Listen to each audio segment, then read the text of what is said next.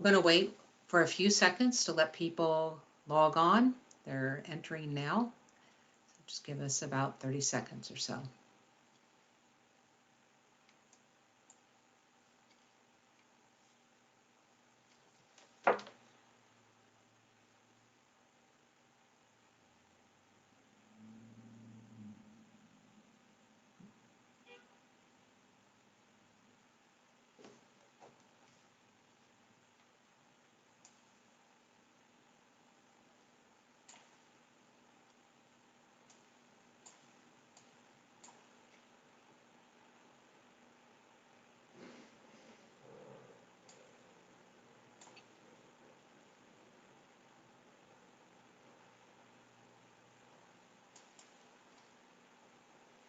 While we're waiting for people, if you can hear me, would you just say that the sound is okay or not in the chat box, please?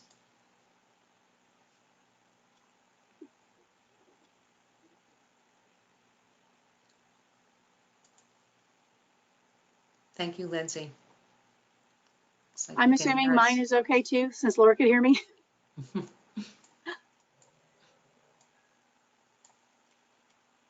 Looks good. Okay, good. Okay.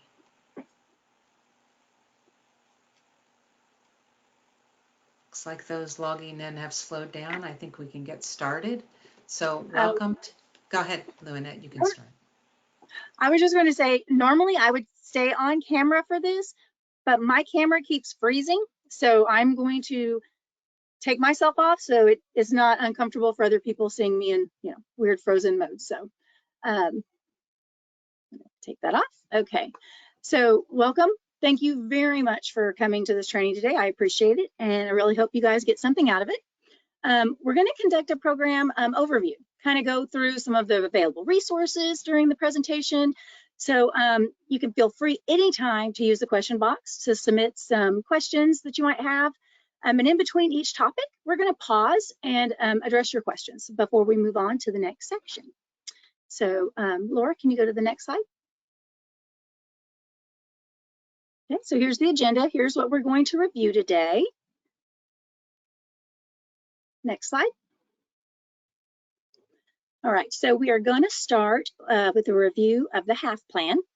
Now, this is TDHCA's plan that we submitted in response to the Treasury's request for the program. We will look at the allocation and the plan development, the performance goals, and the subrecipient purpose, why we have you guys here. All right, next. So the HAF plan submitted to and approved by the Treasury was for $842,214,006. Of this amount, $30,500,000 was set aside for subrecipient activities to provide support for intake, legal, and housing services. So after fund allocation, $3,904,030 was returned to program funds. So no additional NOFAs are going to be released, and I have broken out that funding here so you can see, you know, where that money was allocated. And I bring this up because I have received several calls to find out if we are going to release any more NOFAs. So we're not. We no longer have any additional funds. What we have is what we have. Everything else has been sent back to the program so that it can go back to the Texans to get some housing relief, okay? Next slide. So the notice of funding availabilities, our NOFAs, we released 2, but we actually did 3 sets of awards.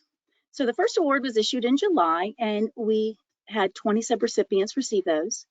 So we reviewed the funding, the coverage areas, we evaluated all of that, and then a second round of awards were issued in October. We had 6 additional subrecipients with that award.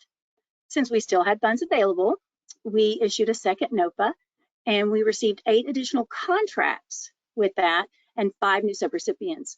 The reason I state it that way is because we had 3 existing subrecipients who offered new services, and so they got additional contracts.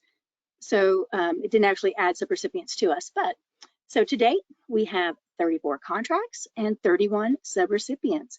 So we have a huge pool of resources that we can go to and help each other out and lean on. Next slide. Okay, so this is important for me to kind of go through.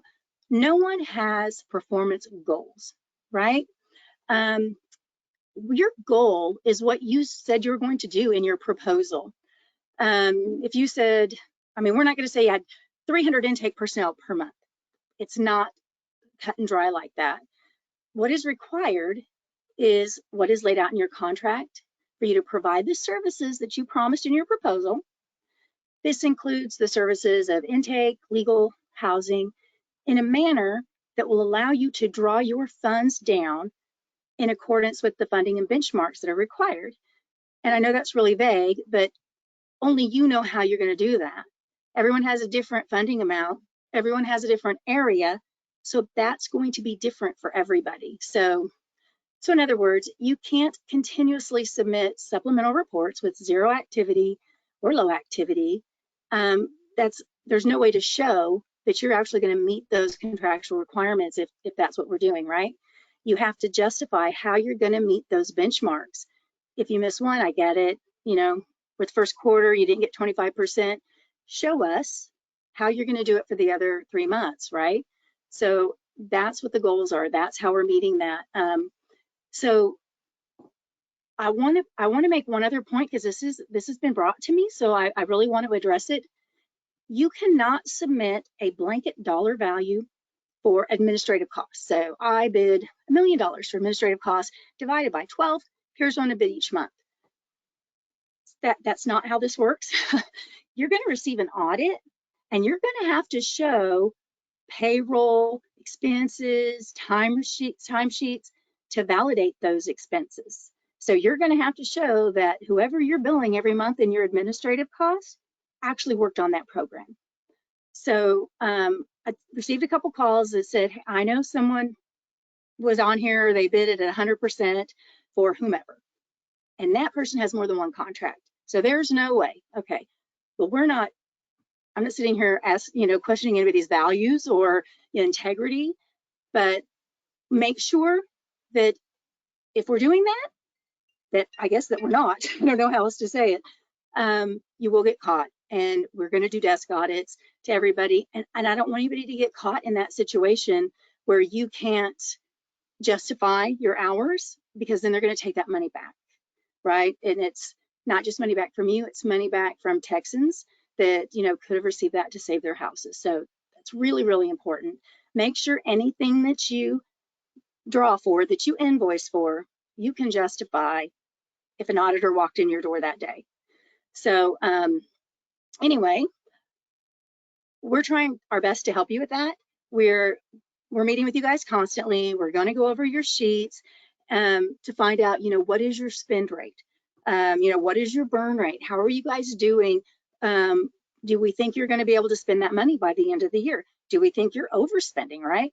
So we're going to do that breakdown with you and see if we need to relinquish funds or maybe deobligate funds, if it comes down to it. So we're going to work with you to make sure that doesn't happen on our end, but we need to make sure you guys take care of it on your end, because I don't want anybody to get caught. It's no skin off my back, but I feel very responsible for each and every one of you. So I want to make sure we're all doing the right thing. Okay, next slide. Okay, so the purpose of an intake center, our subrecipients who do that, obviously it's to assist homeowners by eliminating the barriers to participate. So you guys help them complete the applications, make sure they have the required documentation. You do the tracking status, conduct outreach and marketing. So I would like to note that it appears to be an ongoing issue that many of the providers are not submitting their supplemental report in a timely fashion. And this really has a lot to do with our intake. Intake to me is everybody that you're seeing, you're having to write that down, you're having to be accountable. Everybody does intake, even if it's not an intake center. So I have recommended, and I would recommend to everybody, use that supplemental as your sign-in sheet, right? We give it to you in an electronic format. It's in Excel, so you could easily use that. load it up on your machine. Every time someone comes in, type it in, have them sign it in. That way you're doing it day by day. And then you can, if you have 7 workstations, it's easy, get all 7, combine them together, and it shouldn't really be that difficult. And I do know that we have changed the report a couple times, but that still shouldn't be a reason to be, a month late or 6 weeks late, because you had the report at the beginning. So submit on the report that you were given, submit on the report that was valid at that time. We've never asked anybody to change the report during the reporting period. So this is really important, and I'm hammering it now because I'm trying to do my treasury report, and I'm missing reports from February and March. My report's due Friday. So this is really, really important that we do these and we do them on time. They're really important for our accountability to show that we're needed, that we're making a difference, that we really are spending the money that was given to us. So, okay, gonna move on, next slide. So I have some interesting information on this actually. So we're here to resolve, prevent mortgage delinquencies, defaults, has everything here. This is in your contract. But again, everything you'll see at the bottom, everything has outreach and marketing in it.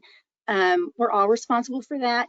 Now, housing and legal, you're gonna get a lot of referrals, but you're still expected to go out and do a little outreach, see what you can get on your own. You can't just sit there and wait for people to walk in the door on foreclosure. So make sure, on referrals. So make sure you know that.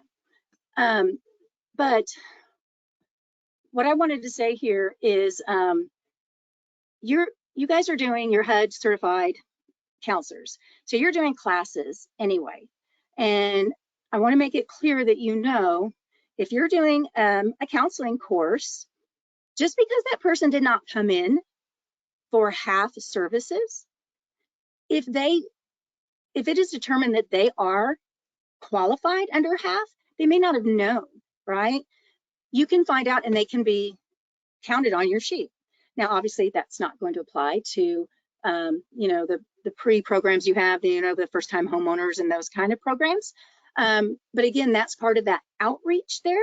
You have them in there. That's when you can find out, are you delinquent? Are you having issues? Do you meet the financial requirements? So it's just come to my attention that a lot of people didn't realize that. They thought they had to come in first under half and then take the courses.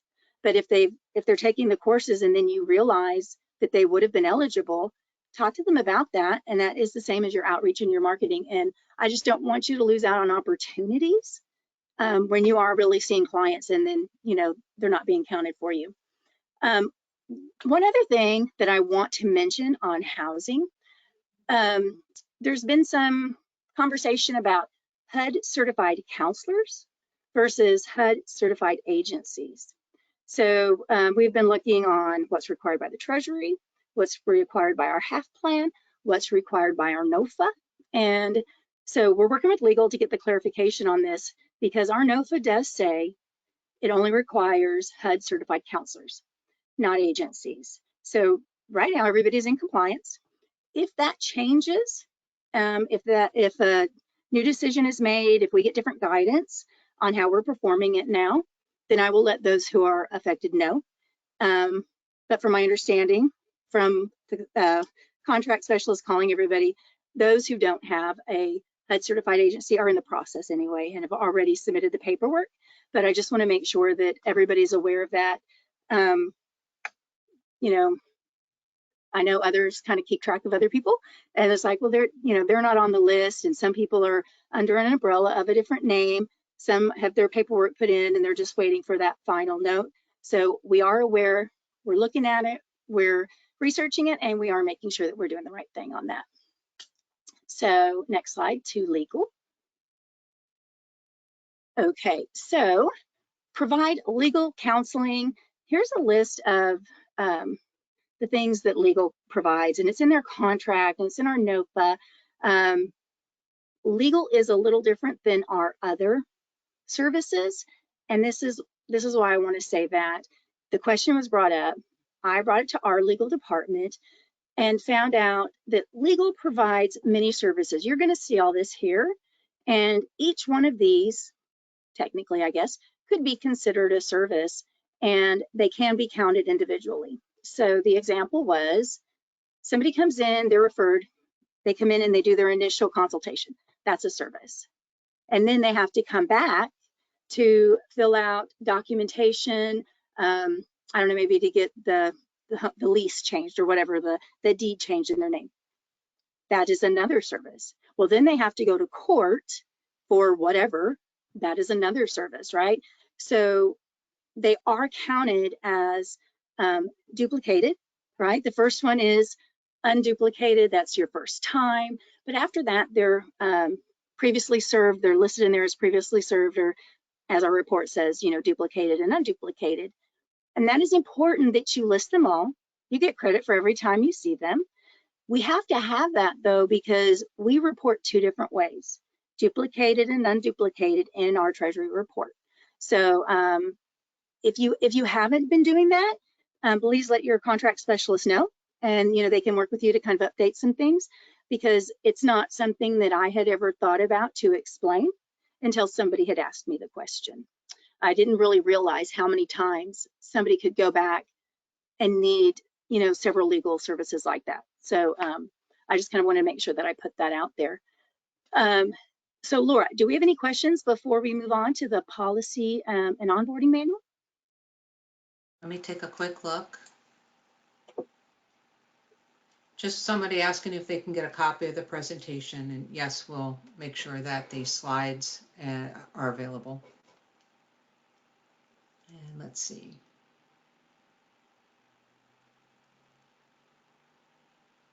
It says we don't want names used, but if they don't have an ID number, how do you want it? I think this is related to their own unique subrecipient case ID numbers. Lynette, can you want to address that? Yeah, there's actually been some question about that. You provide that ID number. Some people have had the misunderstanding that it's the application number, you know, once they're put in the system, the application system, and that's not true. We don't use that number because not everybody is put in the system, right? So it is a unique identifier that you give them as your agency. 1234A, 1234B, it doesn't matter what that is. That number means nothing to us, other than that way we can track if we see, wow, that one's been on here 4 times, make sure we count that. If you guys have missed it as putting it as previously served, we can see that because the number's on there more than once, right? So that's why we need that. We don't need the name, honestly, because the name might not help us, because you could have David Daniels Jr., you know, the same name might be up there depending on the commonality of the name, right? Probably not going to get a lot of Lynette's, but that's why we don't want the name. But the unique identifier is unique to you. You determine what that's going to be, and it is not a number that is assigned by any system. So I think that's been kind of the issue, or the misunderstanding on that. There's another one that says, in the performance report, how do we report homeowners that applied by themselves but came to us for assistance with scanning or uploading documents or reaching out to the call center, etc.? That is, you're serving them. You count them as you would somebody that you actually put in their application. Same as anyone else. Now, if you're saying you don't have all of that information, I'm guessing that you're saying that because maybe you didn't get all of the data that you would require to fill out that supplemental. You can put, you know, I think there's an NA in there, not applicable, or did not submit, or something like that on those drop downs. Try to get the information when you're with them. I mean, we would ask that you ask those questions, even if you were just, you know, answering questions for them. That should be when you go to speak to them and help them and provide a service. Yes, sir. Thank you, Lynette. It's nice to see you. Can I get you to get some basic information for you really quick before I bring you back?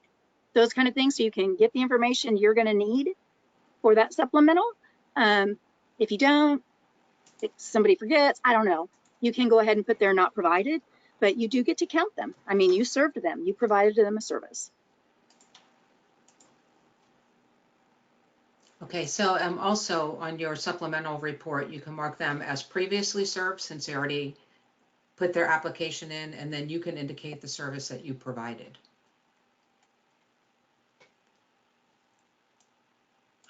One marked for housing counseling. When a client participates in home buyers, they have to be a homeowner, not a renter. That is correct. They have to be a homeowner. They have to be eligible for half. Okay, that's it. Okay, we're ready to go on to the next session. All right, next slide. Policy manuals, everybody knows this is an exciting topic. All right, so we're going to talk about policy manuals and our onboarding manuals. Next slide. Okay, so the policy manual, it really is very important. It provides an overview of the program, the types of programs such as the mortgage reinstatement, monthly mortgage payment, loan modification, property charges, utilities. That's actually what that THA is. It's the TXHAF, I think it's assistant program type. So that's what that policy manual tells you, because you might have somebody new and they don't know what all is offered. So this manual is going to tell you that. It's going to break it all down for you. The manual also goes in depth on what the qualifying criteria is. If you have any questions, you can check back in there, find out what it is, what documentation is required, the payment calculations, prioritization, what to do when someone's non-responsive, the appeal process. And so all of that is really important, and it's in one little manual and it is updated. So I don't want to say make it your first. I mean, you can always contact us, but it's important to kind of know that and research it yourself. It's going to stick in your head a little bit better. You're going to know where to go, tag it, flag it, highlight it. And it's really good when you have a new employee to kind of go through that with them first, so they know where to look and how to interpret that information. Now, this link at the bottom, that's really helpful.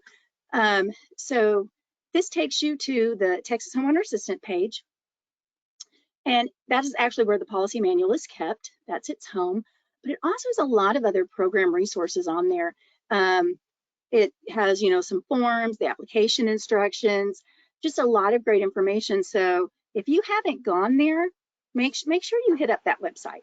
I mean, it's really good. I'm sorry? I'll be walking them through that later in the presentation as well.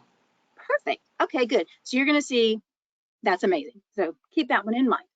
All right, next slide. Onboarding manual. All right. So several documentations have been created to assist your organization in the onboarding process, right? You've all been through that. The onboarding manual is a great tool for new employees, again, so they can learn the program. The requirements, what will answer a lot of their questions during the learning process are going to be in these manuals and these checklists, right? The onboarding checklist is a tool for you to use so that you can ensure that you have all the resources necessary to access the billing system, the training, the documentation. So that onboarding checklist is not, that's just for you, for when you first start. That's not something you're going to continuously use. And these documents, they cover the financial management, HCS, program overview, how we monitor for compliance. So this is important because I think we have pretty much everybody set up now, but we'll have somebody new come and they'll say, oh, I need to have so-and-so have access to HCS. The forms they're going to need are on there. You can download them, you can access them. So it's important to kind of know that, to kind of know where to go. Again, your contract specialist can help you with that, but just know you have these resources available to you. I know you're going to go over the rules and regulations in all our forms, but are there any questions on that really quick before we move on?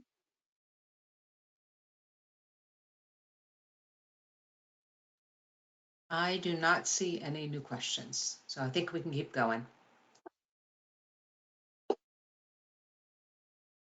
So rules and regulations. 2 CFR, you guys know these, and the TAC, the Comptroller, Public Accounts, Texas Government Code, all of these are listed in your contract. But if someone tells you, like my legal likes to do to me, oh, go look in 2 CFR 200, I'm like, what part? So what I want to do, I just kind of want to break down a little bit this and kind of tell you where some of the main parts are that you really want to get familiar with in your contract. So we go to the next slide. Right here, I've just kind of highlighted a couple of the really important ones that I think you should get familiar with. I call these the gotcha clauses. They can be easily overlooked, but they are super important, especially if, again, we do a desk audit.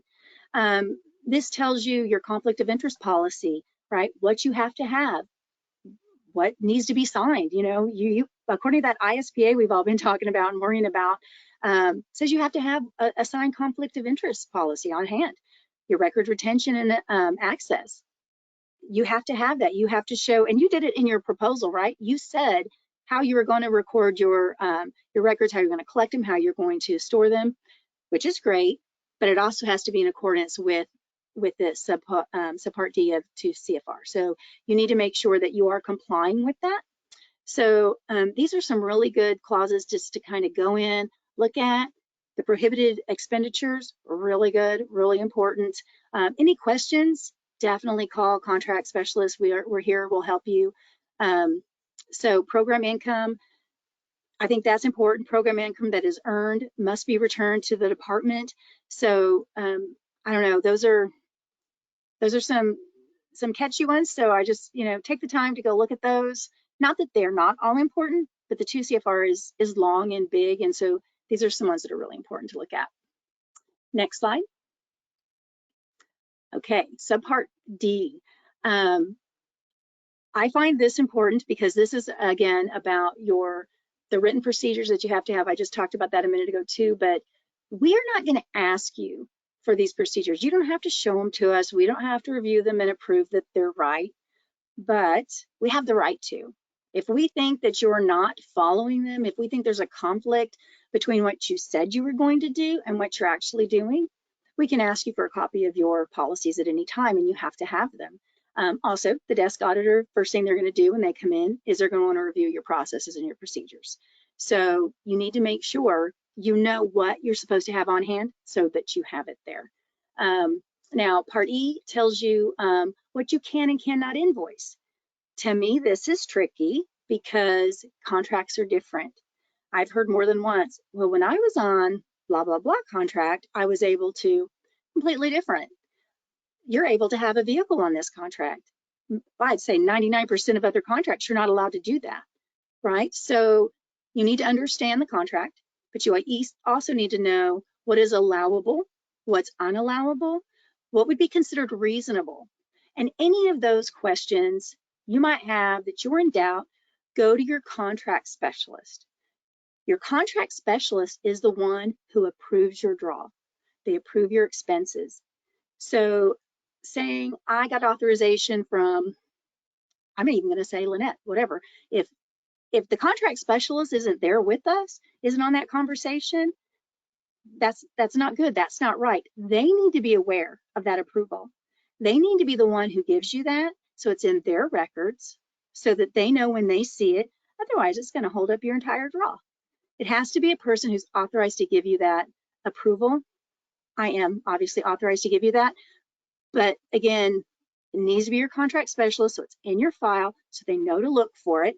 But it needs to come from either me or your contract specialist to be authorized. Non-discrimination, fair housing, all of those were in your contract as addendums. You signed them all. So you signed them, just make sure you did read them and you understand them, because a lot of them talk about having certain posters in your facility, which is why we had to know what address, what facilities you have, right? So if that changes, we need to know for your contract, because if they come on site, they're going to say, well, you said you had an address here. Where's your drug-free workplace poster? It has to be in those facilities that you said you had. So if you change locations, we need to know for the contract, because that's what the auditors are going to go look for. Okay, next. The TAC. So Texas Administrative Code. This is specific to TDHCA, right? These parts are, I should say. So our single audit requirements, procurement procedures, they're all in there. All of these items listed here are in your contract. It's just important to understand them and know them, right? Why we require the single audit, what it covers, when it's required. All subcontracts must be for goods or services and paid out of administrative funds. Subcontractors must be procured in accordance with, so you see all this, all of that is in your contract. But again, when it says, 2 CFR Part 200, it's like, ooh, what part? That's why I put that in the front, right? To kind of show you where to go for that. The fidelity bonds, all of these things are covered in your contract. It's just kind of letting you know where to go read about them, where to go look for them. Let me see, definitions on monitoring and compliance, very important because I keep talking about that, right? Causes for termination. Okay, Title 10, let me see, fair housing policy, affirmative marketing and procedures, housing counseling. So all of these are just really important. I just kind of wanted to give a high overview just to kind of give you a touch point of what I think is really important for you guys to kind of look at in your contract, make sure you have a good understanding of. Okay, next slide. We're almost done, I promise. Okay, if you have any doubts about travel, this is where you need to go, the Comptroller of Public Accounts. I say that because I had a question when I first got here. There's a couple sites that you can go to for travel. I said, well, this is what the 2 CFR said, and this is what our program policy said, and this is what, and legal said, we fall under the Comptroller of Public Accounts. This is what guides our transportation or travel policies. Good to know. So the Comptroller of Public Accounts does adhere to the 2 CFR Part 200, but everything is lined out in this one policy. So it's more important to go to this regulation and make sure you completely understand when, instead of going to 2 or 3 and trying to say, well, this says that and this said this, which is exactly what I did, go straight here and you're going to get all your answers. So, maybe, on this contract, you've already been doing some travel, but it would still help you if you're bidding on other contracts to kind of know exactly where to go to make sure you're getting it right, to make sure that you're pricing it right. So the mileage, expenses for tolls and parking and things like that, it's all there. How to do the miles calculation. So, what you need to get the reimbursed for that. Again, so in an audit, they know you're doing it correctly because we're not asking you for that information. We're not asking you for that backup at this point, but when you're asked for it, you need to make sure you have it. And everything you're going to need is going to be in that regulation right there. Okay, next one. Next slide, please. Texas Government Code. This is our last one of the code, so you'll be happy about that. So this is a review of some of the important sections covered in the contract regarding the Texas Government Code. It is important to understand your contract, and these are the really big ones that can kind of get you in trouble. I mean, we're talking about fraud and lawful conduct, limitations on grants to the local government, the state auditor. This tells you all about when they conduct audits, their investigations, what they're looking for, undocumented workers, restricted lobbying expenditures. I mean, all of this. So compliance with cybersecurity training, that's also a really big one, and that's in our ISPA as well. So a lot of times we sign the documents and we're like, I want the contract, I'm going to sign it, instead of really kind of reading through the requirements of it. So again, these are really important to kind of make sure that we're all in line with. And that is all I have for that area. So Laura, do you have any questions that have been answered before I turn this over to you to do our resources? I do not, and of course we'll open up to questions again at the end if you haven't gotten your question asked at this point. So, all right, great. Okay, we'll take over with resources now. So there are 2 websites for TXHAF. There's one that is a website for applicants and the general public information, and there's one that is specific for TXHAF subrecipients. So let's take a look at that. So the TXHAF Subrecipient website is the TDHCA website, and it's for you. It contains program forms, the onboarding manual, FAQs, reporting templates, training videos, and much more. So let's take a quick look at that. And we'll look at the website. So here is when you go into TDHCA and you go to programs, TXHAF is at the bottom. And then here is the main page that has links for the public facing website. It also has our state plan if you want to read through that. The left-hand menu is how you navigate through this for you. And you're probably going to spend most of your time under program guidance. The program guidance page has all your forms that you need to complete and turn in. It has tools and guides, like here's the onboarding manual and checklist that we went over earlier. There's also a single audit report checklist. There's an application flow chart that's really nice to show new staff of how the application progresses from submission to payment. And then there's links to how to ask for assistance, and there are the FAQs. Presently, we're in the process of updating the FAQs. We're going to put them in buckets, and hopefully it'll make it easier to navigate around by like topics. And that should be posted by next week. On the bottom here, there are draws and reports, and these are your templates for your monthly and quarterly reporting, and also a link to the TXHAF email address if you need help. And then the program regulations, these are quick links that will take you to all the regulations that Lynette just covered. On the left-hand menu, there is also the HAF training videos. So on this page, you will see the first 3 series of onboarding training videos. There are links to the recordings. There are PDFs of the slides.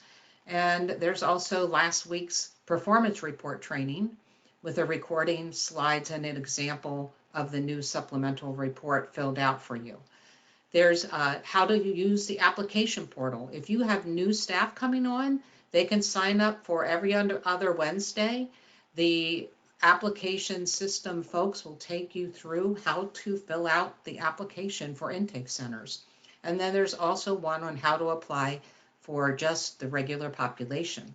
These are good to watch so you know what you need to do when you're in there. There's also a link to the housing contract system for when you have to do your monthly reporting.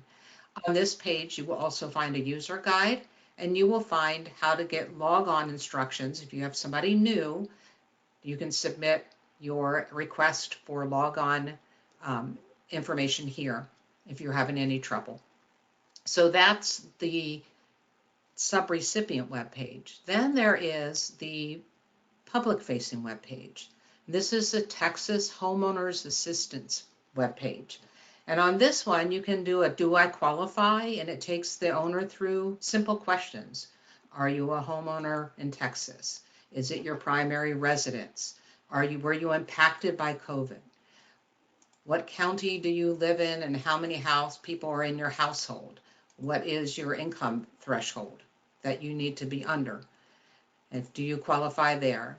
Are you behind on any of these payments? And then it'll tell you that you may not or you may be eligible. It depends on what you're answering on those.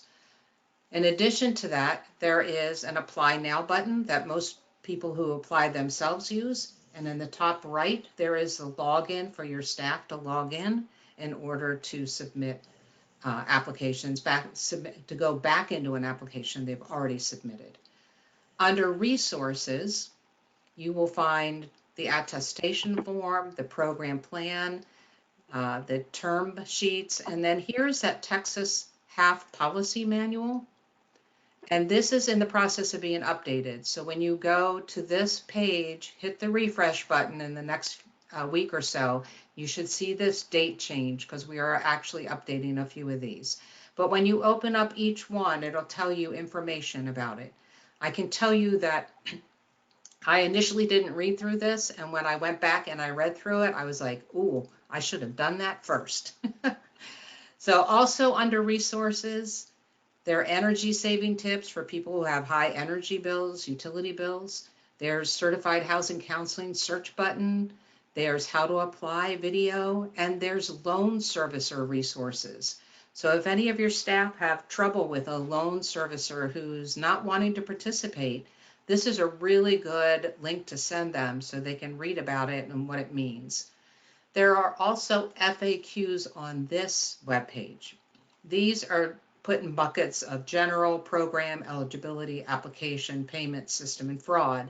And you can also search by a keyword. So if I put loan in here, it's going to give me every FAQ that has something about a loan. And then I can open it up and read about it. So it's a great search button there to use. And lastly, there's the Find Help.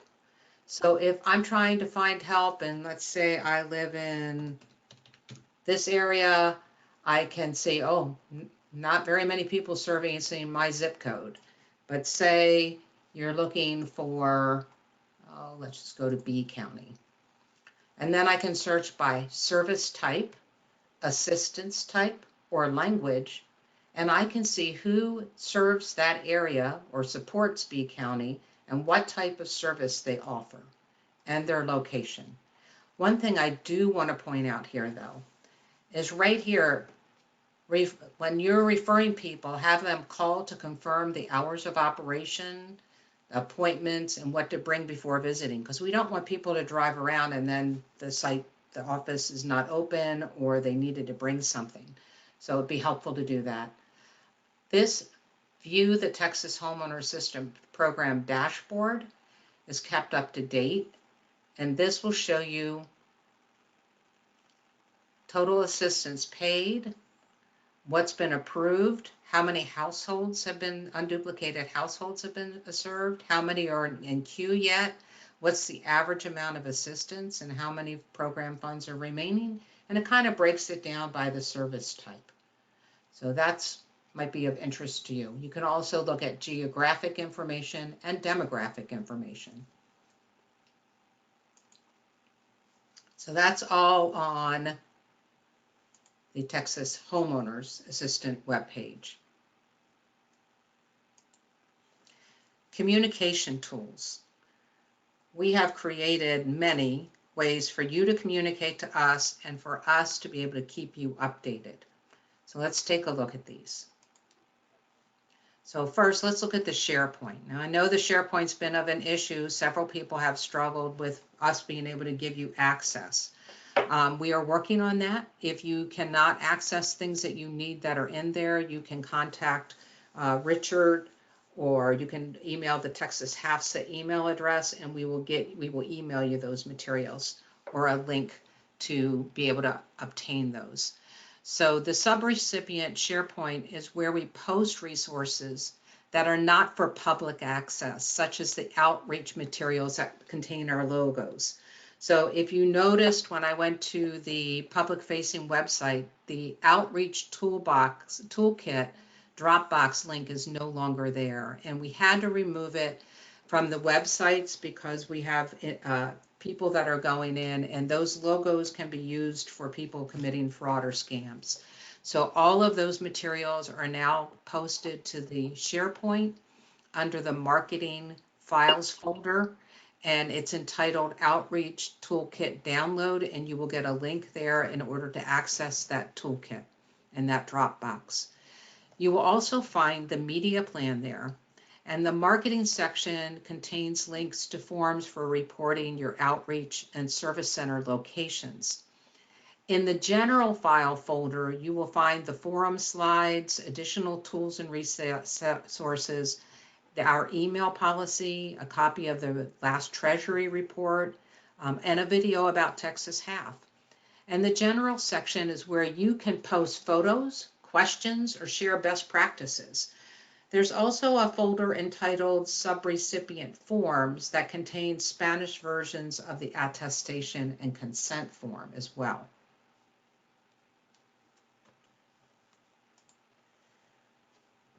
Okay, so ways to get help. For case-specific escalations or issues, please have your subrecipient staff use the TXHAF email box or call the call center. The call center can place notes or make escalations, or you can send them to us for escalations. This is your point of contact. Please do not escalate to any other TXHAF staff, Yardi, or Amerinet. We continue to get reports of subrecipient staff contacting others directly, and this is problematic for processing. So please make sure your staff follow and implement the process of either the call center or the TXHAF email address for any case-specific issues. The bi-monthly forums are where we will provide you updates, progress towards goals, and grant you time to ask us questions. And we get a lot of them, and those have been really good, and we use those questions to populate our FAQs. The open office hours have been helpful to those who have attended, and it also provides us with information regarding processing successes and issues on our end. So if you haven't attended those, I've gotten a lot of information from the few agencies that have attended on issues that they're having, that I've been able to meet with the other case auditors and our processing team, and we've been able to sort of troubleshoot. So that's helpful.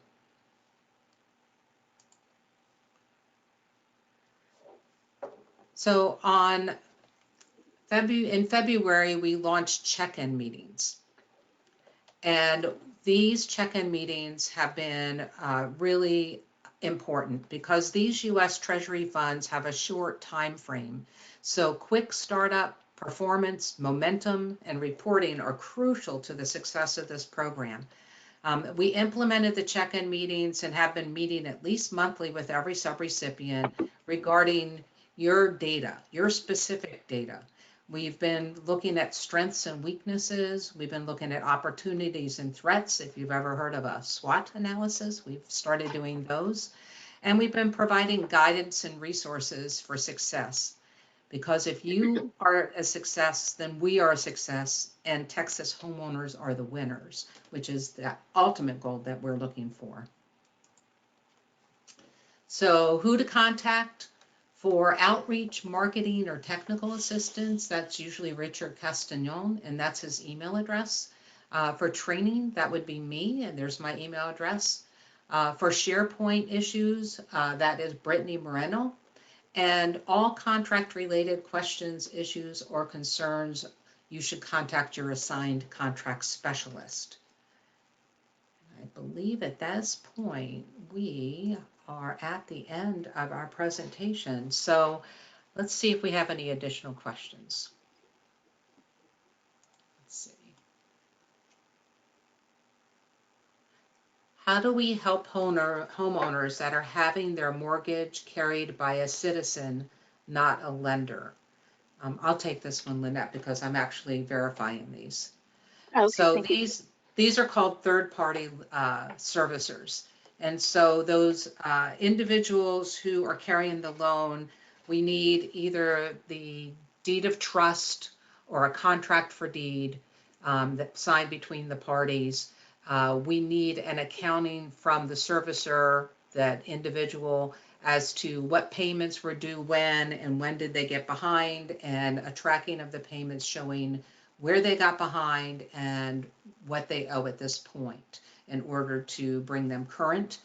And they also need to be signed up as a servicer within our system, which means they have to turn in a W-9 and a couple other forms. And our processing people will actually contact them directly to make sure they get set up. So they can be served, just for your information. Let's see. So going back a few to the beginning, we are supposed to be tracking the time of employees, including admin. Lynette? Yes, and again, not for me. I don't need to see it. I don't need to see your timesheets. I don't need to see any of that. But as a government contract, you are accountable for the hours, the charges, the costs that you are charging to each contract. That's why it has a percentage up there. It'll say like 80% of the executive officer, 20% of whatever. And so at some point during a desk audit, they're going to come and they're going to say, all right, you said you were doing 80%.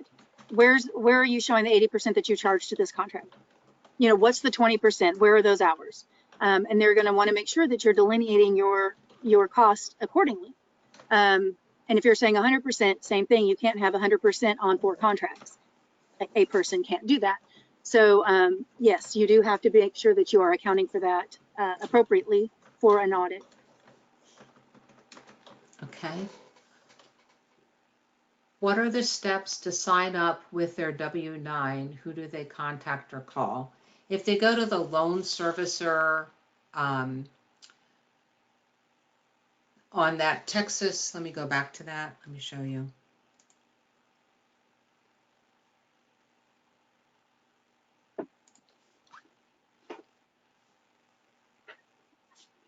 If we go back to the resources on the public facing website under the loan servicer resources, it will help if they look through those, but they can also contact the call center.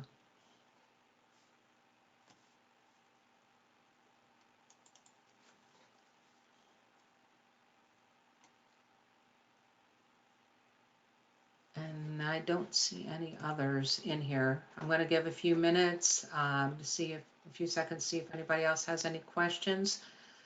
We are recording this, so we will post the recording and the slides for your convenience in case anybody on your agency was unable to attend.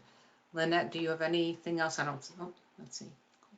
I do want to say though, we're going to do another training on the contract. We're just going to kind of go over the contract section by section.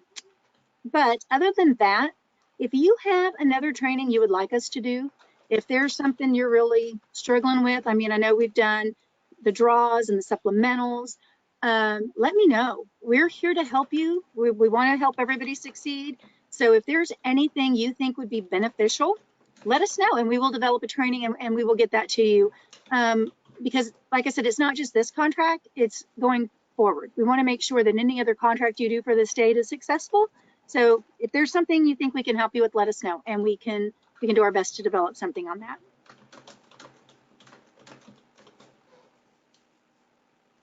Okay. Hold on, I think there's one more that came in.